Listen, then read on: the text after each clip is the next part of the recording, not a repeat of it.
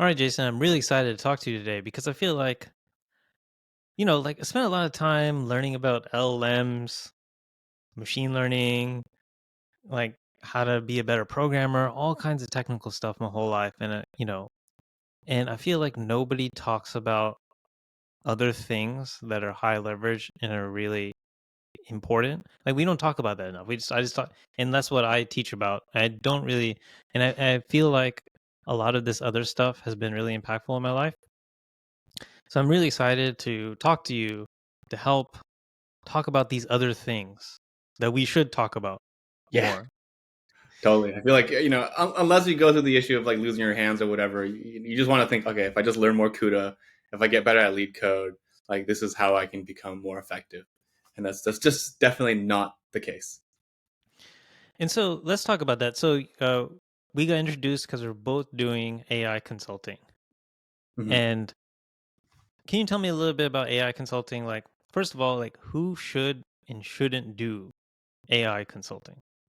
So for the most part, both of us, we have been pretty senior engineers before this new like ChatGPT wave of doing things. And so what we've done is we've really tried to transition our existing knowledge to sort of, at least I think in my perspective, help software engineers become better, machine learning engineers or AI engineers, right? And I think if you already had that experience of helping other people minimize regret, how do you think about doing experimentation and measurement and observability? Those are sort of great skills that you can leverage for all these new companies that have never been exposed to these kind of skills. I think if you're just a new grad or playing around, maybe the style of AI consulting that we do is very different. But I still think there's a world where you can just still try to charge for your expertise. Maybe that's doing automations or something else. But um, I think in general, if you can help someone else, it's probably a good chance that you could be a consultant. So let's cut right to the heart of it. What is the income potential I of mean, I don't consulting? know. Like, why should you care? Why should you pay attention? Like, what is the income potential? What just like be like you've been consulting for how many years? 1 year, 2 years? So What has I your been actually like? Just tell started like us. my first Stripe check. Like I created my first like Stripe account in July of 2023, and at that point I was kind of like sheepishly asking for like 170 an hour. I slowly got my way up to 250 an hour.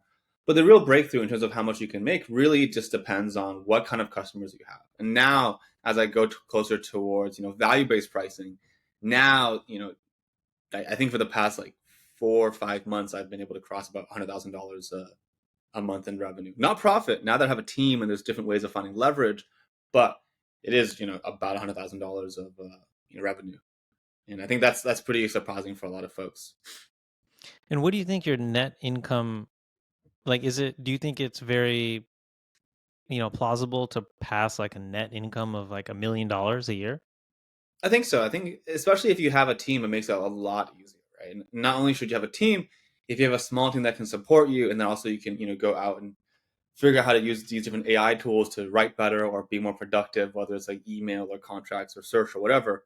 Um, I think it's very tractable to do that through having a blended mix of products, right? You have your high ticket consulting, but there's also other sort of revenue streams that you can think about, whether that's going down the route of like info products or building SaaS.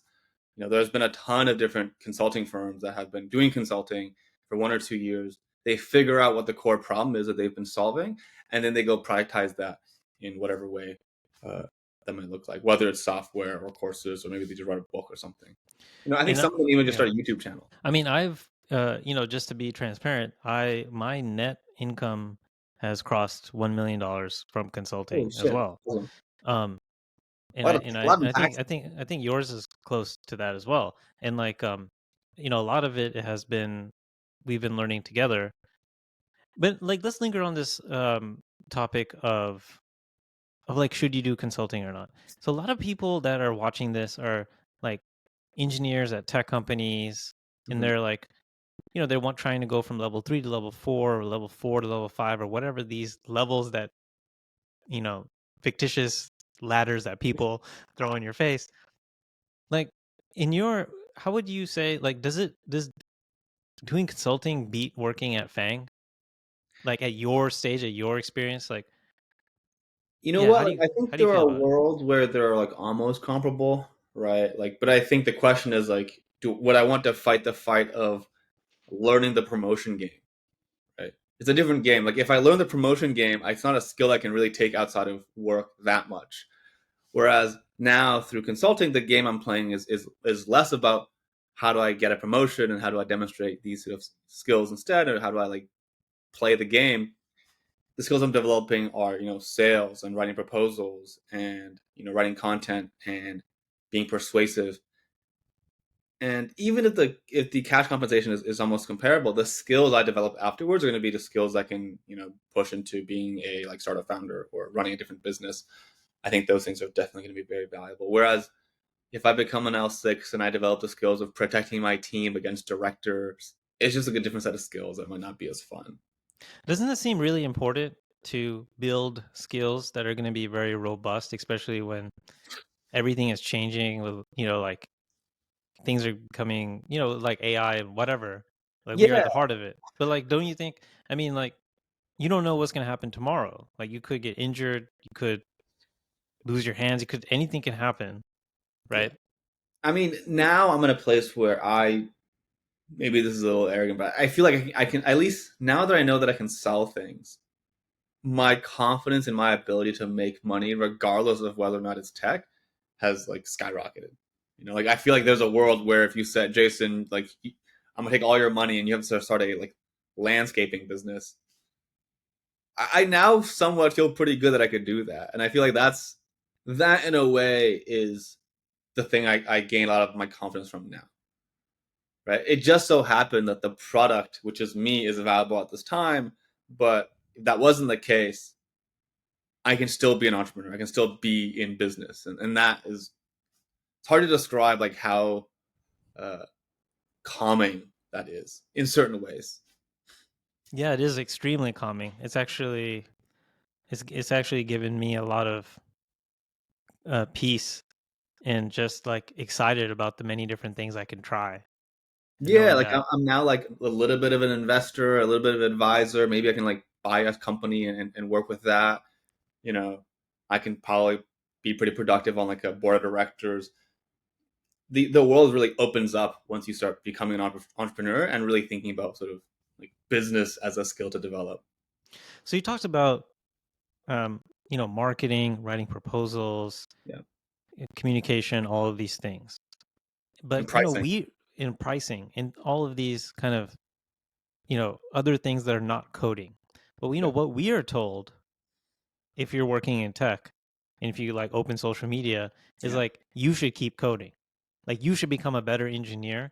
That is the path to success. Ultimate success is like you just become a 10x programmer. Hmm. Is that good advice? Like, I know how I feel about Yeah. it, I but mean, now it's better advice because if I also want to hire that person, right? sure. But it's like I want to hire that person because they are the better point of leverage for me. Like, of course, the real estate developer wants people who like lays bricks as quickly as possible and works weekends, but it's not necessarily the best thing for the bricklayer, right? Like, and obviously, if you see the people who are successful, it's always I ran my own like garbage truck, and then eventually at some point I became the owner of the business. But at that point, if the problem you're solving is a hiring problem, then what you're looking for is just like someone else who just works very quickly and works long hours. And again, like it's almost like a auto exploitation. Right? Like you yourself want to be able to exploit your own body and your own mind, like to create capital. But the Why issue do is you you are still trying so to make someone else more money. And I think the fun thing about with consulting is you're at least recognizing that and asking for a piece of the pie. I think that's so just like so people telling you to like double down on coding, become a 10x to move from like let's say the median programmer to like the 10x programmer, and even to from 10x from like let's say the top quartile programmer to like the top 1% programmer. Um, the reason why we get that advice is I think it's in the interests of the yeah, people who are allocating capital of to, course. like you said, I think you had an analogy about a racehorse. Oh yeah, it's like when you breed racehorses to be as strong as possible, there's always some kind of like resource constraint. And so what happens is like the racehorse that is very fast also has just bones that are less dense. right? Which is great for the person making the bets, but it's also not that great for the horse, right? Turns out this is why you like put down horses when they roll their ankles. Um, it just depends on like the fact that the resource for the horse is its own body, but the resource for like the stable or like the owners, like that entire thing is just a single resource to allocate somewhere else and make bets against, right? And seeing both sides of it, it's like, yeah, I would love to hire someone that I can pay a flat salary and then works as much as possible, right? Because So I would you would get say? more leverage. So would you say? Yeah, and then like yeah, and then you're just like totally expendable, like you said. Like the moment Yeah, your legs break, we just find another horse.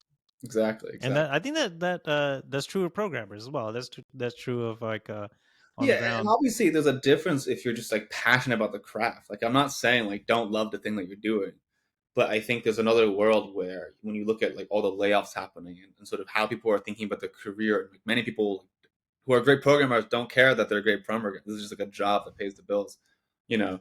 And recognizing that is very like enlightening, right? It's like there is a case where like you get laid off and then the next day the business is operating as usual, right? And we have 30% layoffs like all over the place in the past couple of years, especially during COVID. Yeah, and so like okay, I've had this experience, this like amazing experience. Like to be honest, it's taken me a long time to realize it. I'm 44 years old. Mhm. I only discovered this consulting, this idea that you can do independent consulting Yeah. and you can start your own business. Such high leverage, maybe like 2 or 3 years ago. Hmm. If someone, I wish someone had told me, like, showed me, given me some information when I was like much younger. Maybe like even 5 or 6 years ago, maybe even 10 years ago, it would have been really powerful.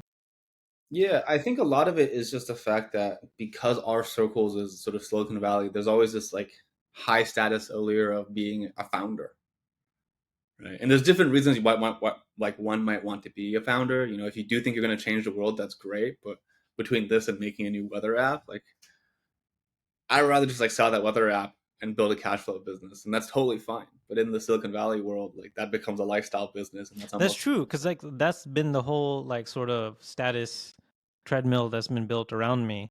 Is like before discovered consulting, it was like, hey, let's climb the ladder of whatever engineering success, and then like ultimately become a founder. Do you think like being a founder also is like a form of oppression, just like the racehorse? Like you're just being leveraged by capital in ways that many times don't make sense for you. I Like, think there are a lot of businesses that have raised venture money that don't need to raise venture money. I think investors know that for sure, right? Um, but yeah, I think from my understanding, after the social network came out, there's a lot more young people that wanted to be founders because they see sort of the maximum upside. Right. Whereas I'm from the tons of founders and all their stories is just like running out of money and like co-founder breakups and like clawing back equity, which is also part of the social network, but they just forgot about that part.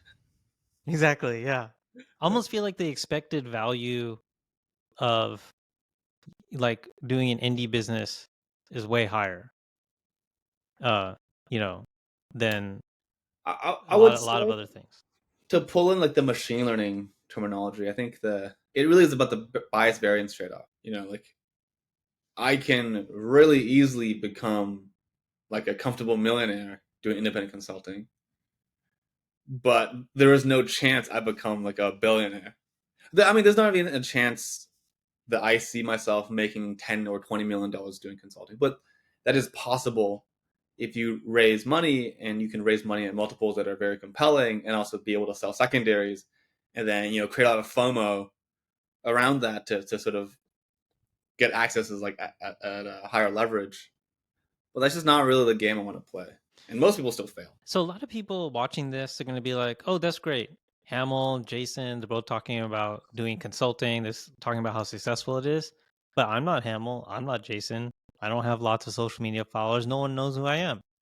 Mm-hmm. Do you need to like have tons of social media followers and have a big following to be like to get started in consulting?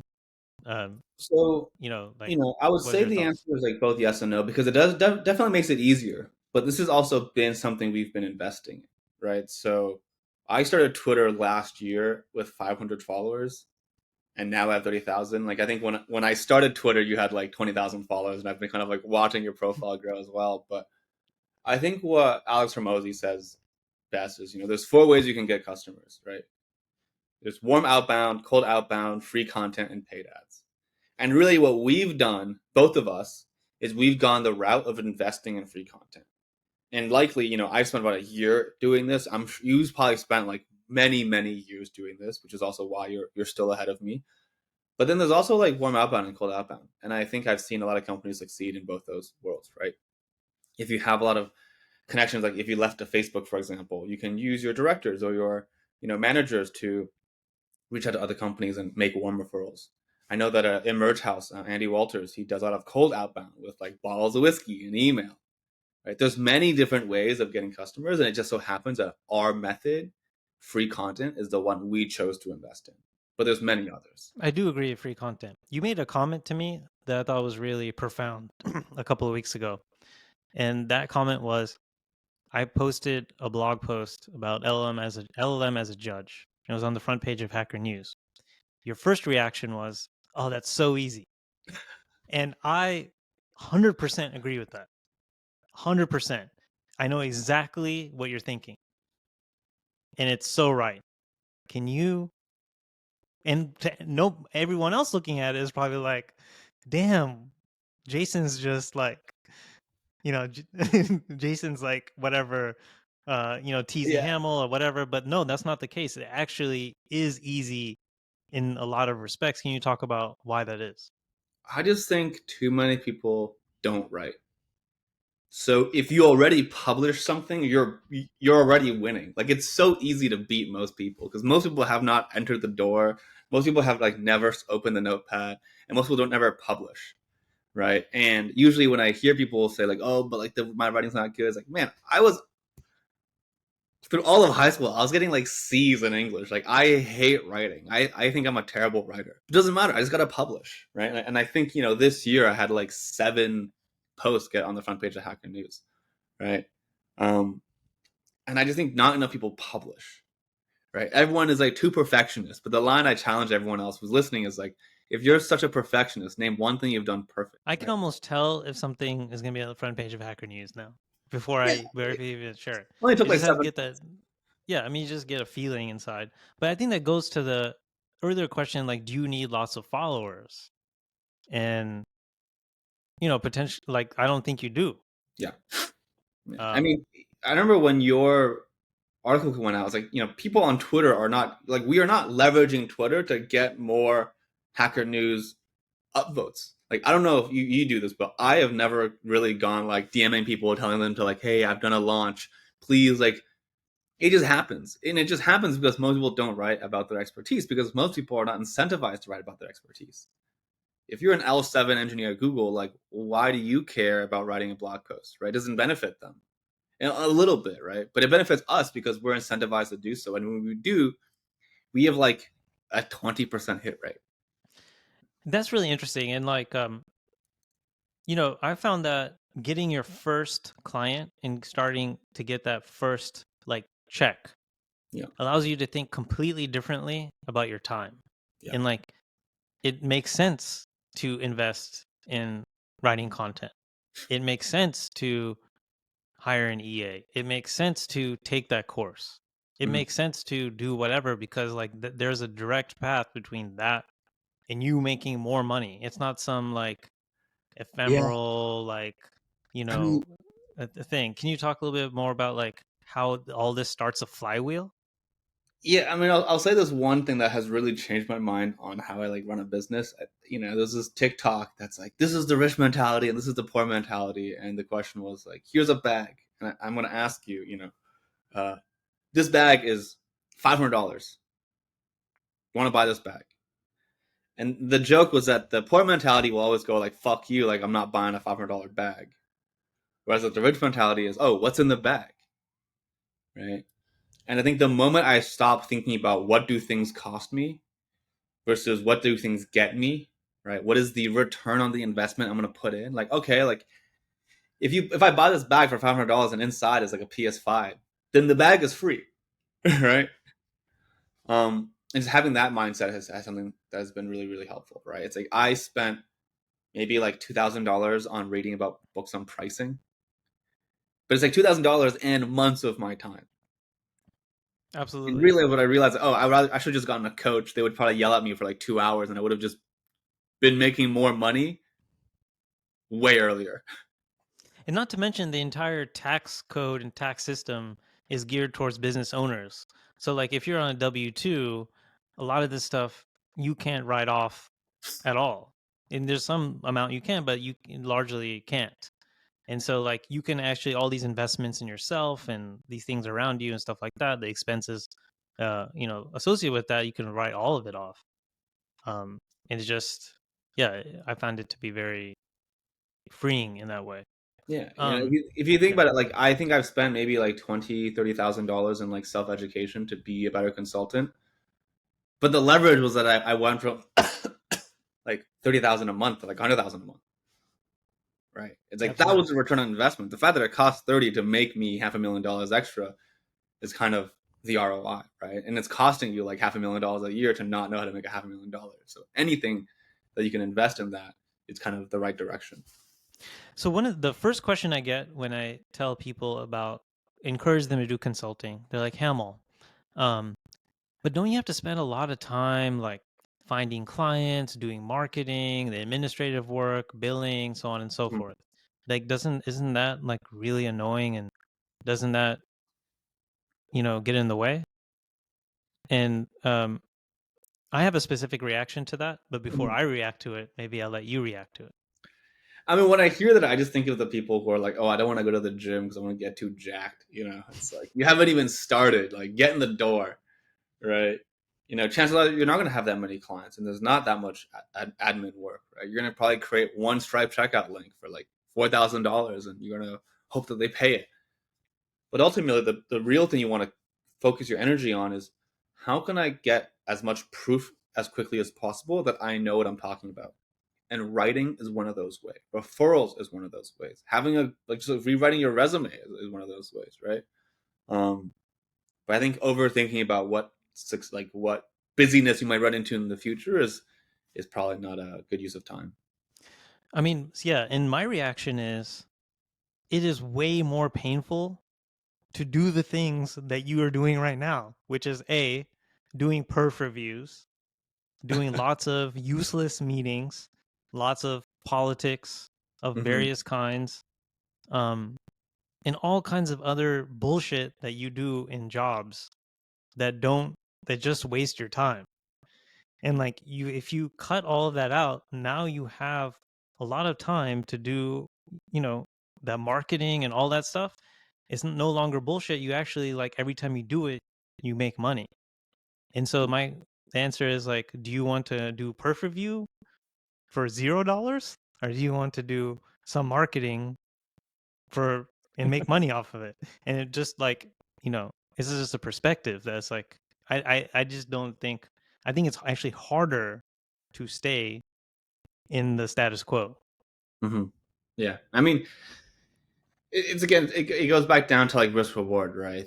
If being a founder is $1 billion plus or minus $1 billion, maybe being a consultant is like $1 million plus or minus $500,000. Then being a salary person is like $300,000 plus or minus $100,000. You know, they're all kind of like on the spectrum of like how much risk you're willing to take. But ultimately, I think too many people are not willing to take any risk. And if you're like 3 4 years into your career, you know, I think it's a good time to sort of start taking those bigger bets. And it's scary, but it was scary for me to start the One of the consulting thing. It things was scary for me to start courses. The payoff really came out. So one thing I want to talk about is constraints, the magic of constraints and what you've learned from that. So what I mean by that is, look, in machine learning, we've seen time and time again that like, people in labs without tons of compute, they've come up with like really amazing methods and, state of the art things that Mhm. because of their constraints. You see it all the time in all kinds of field. That people with constraints, they're actually very innovative. You lost your hands at some point, and I think that's like really interesting because I actually think those constraints of like your injury really like help like yeah, can you talk a little bit about like the Yeah. surprising things you learned So I because of still those? actually have my physical hands. So what actually happened was I have tendonitis in both my wrists, and that's been going on for about 4 years now. So I just feel a lot of pain if I spend too much time typing, which is sort of counter to all the amount of writing that I've done or all the code that I've written. A lot of it has really come to the fact that if I lost 50% of my ability to code, is it actually worthwhile to try to get 20% of that back, or if your outcome is equal to the force times the leverage that you have, why not just find a longer stick to pull? And so a lot of the process I think about now is when I write open source code, I want that to be used by many people. If in order for that to happen, I need to write more documentation and make sure I think about SEO optimization.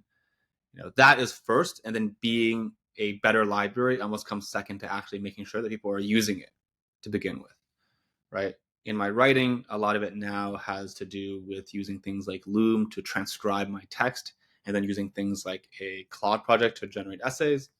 That has allowed me to bring a lot of the writing time down from maybe most people might take days, but it takes me about 45 minutes to write a single blog post. And again, what that lets me do is really just improve the volume and improve the amount of practice I get doing these things.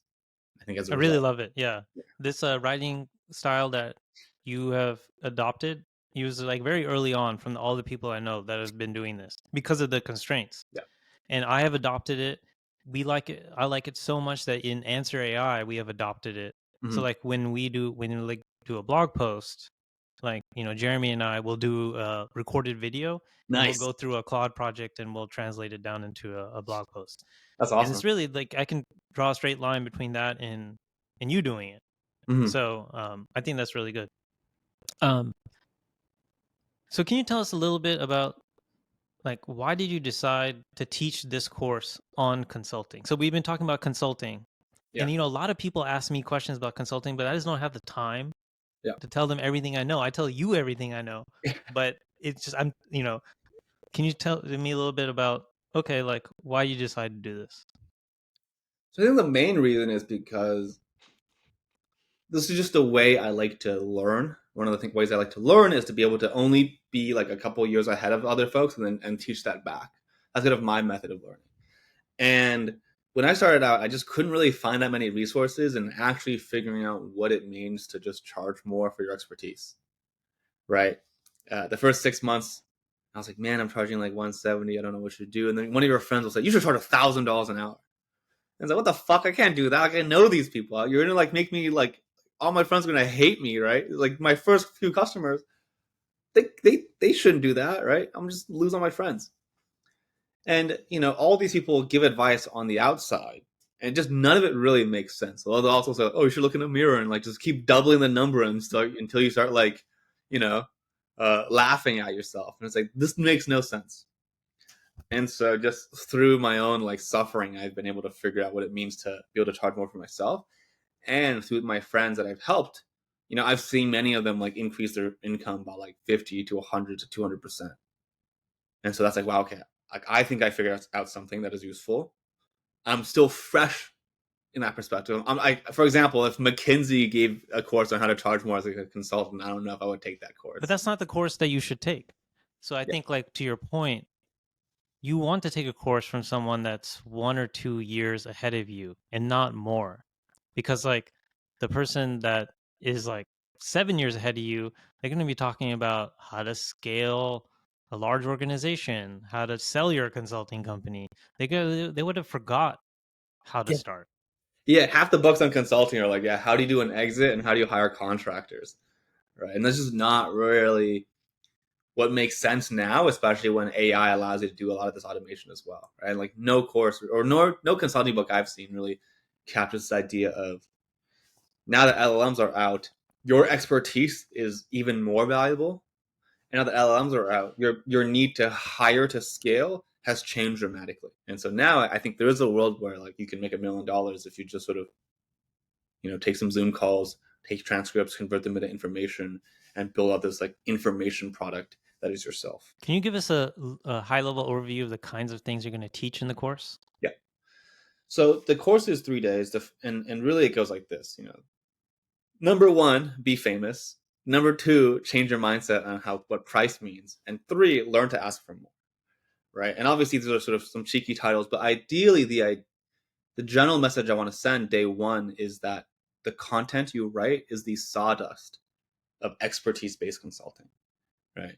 I think when lumber yards first brought in people to figure out how to make lumber yards more productive, one of the biggest things they realized was if you just took the sawdust, turned them into particle board, you can basically increase the value of this entire facility by 50% because particle board industry now is like a multi-billion-dollar industry.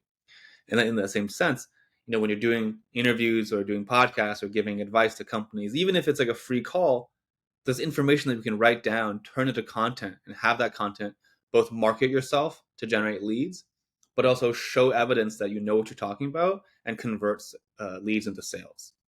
Right. The second day, we're mostly going to focus on the mindset shift it takes to go from these like hourly based consulting to project and value based consulting. And this is when you really change from having a sort of business where you're just sort of talking for money to really understanding that you need to find the customer in the most pain and helping just overcome these beliefs on what it means to sort of exchange value and money. And that, to me, I think that will be like the most important lesson for me, because that is something, again, that took me a long time. If you look at how I'm billing now, if we brought it down to hourly, like there are customers that are doing like $3,000 an hour, and it doesn't make sense if you say $3,000 an hour. But really, if I told you that these companies expect to make $100 million a year, then you realize, okay, the value of the problem has nothing to do with me and what my value is. I'm just a vessel to help them get to that final goal, and what I deserve in exchange is a small percentage of that pie. And so that's kind of one of the big things to think about. And the last section is really just the systems that I use to write proposals, right? The first two lessons are mostly about how do you think about these things, how can you get these customers, and at the very end, it's really just about how do you demonstrate that you know what they want, how can you be responsible for what they want, and how can you be paid as if you're responsible for what they want to get. And by doing that, you actually are able to build a business where you have more free time, right? Earlier on in the year, I was working like 90 hours a week, and now I take like Mondays and Fridays off. I'm really excited about it because because I talk to you often and I know what your systems are because we share them, and they work. They work really well because I use them. Yeah, I mean, And we because we have like all share them we have the Git history of all of our pricing pages and our landing pages and how that's changed over time. so it's extremely effective. And like I mentioned earlier, I wish someone would have given me this information in this format maybe like 6 or 7 or 8 years ago. It would have been really impactful. So I'm excited that you're doing this course so that other people can get this information right now. I guess like the last question I have is, okay, this sounds like a really like good course. But like why is now a good time to do like AI consulting?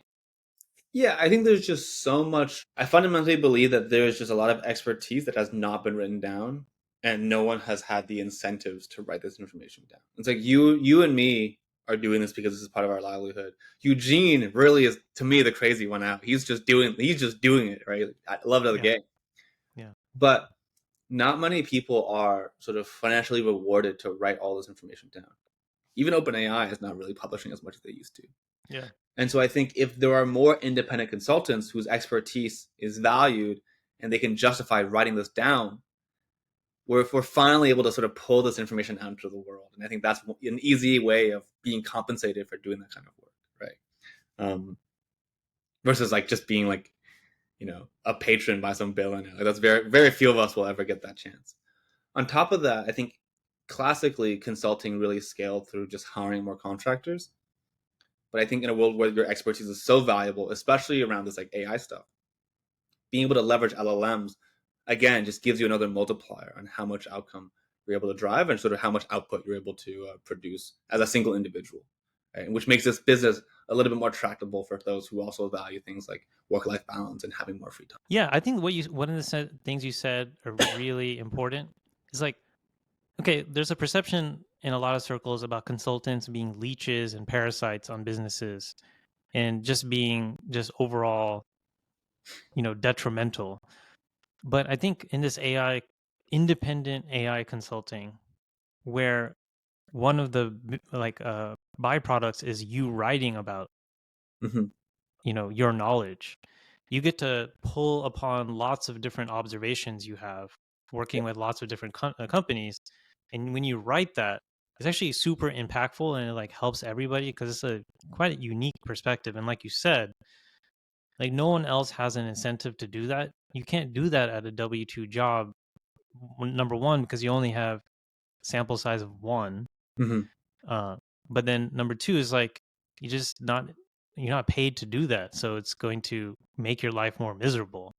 Um, Yeah, like maybe it's for recruiting efforts, but then the content you write is also going to be very different. yeah.